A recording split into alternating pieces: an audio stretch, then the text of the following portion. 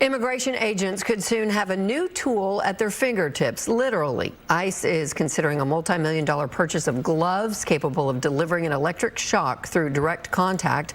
Civil rights groups are already raising questions about how they could be used. Fox 4's Casey Stegall in studio with a closer look. Casey. Heather, good evening. The company calls it a tool for de-escalation, but critics see something very different here, raising concerns about safety, force, and oversight.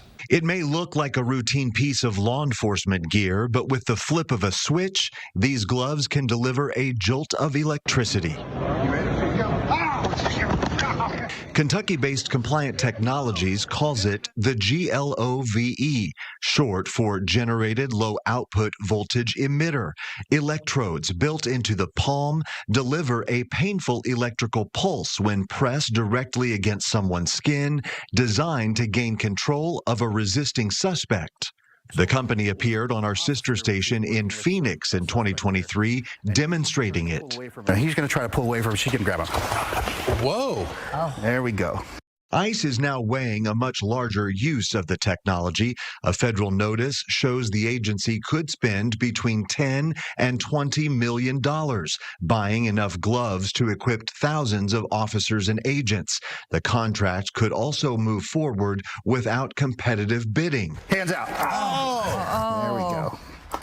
Wow. Oh, wow. Critics say the very design that makes the glove easy to use could also make it harder to detect. The ACLU warning in a statement to Fox 4, in part, quote, giving immigration agents a concealed means of delivering terrible pain is a recipe for more harm to the public and less accountability. Federal immigration officials are already under the microscope. At least 7 people have been killed during immigration enforcement operations since President Trump returned to office, including this summer's fatal shootings in Houston and Maine. Compliant Technologies declined to comment to Fox 4 about the potential ICE deal. In a statement, the Department of Homeland Security says any new technology goes through review before it is ever put into service, adding, every decision is made with careful consideration and appropriately reviewed to ensure that any technology ICE uses is consistent with all applicable law enforcement policies and standards.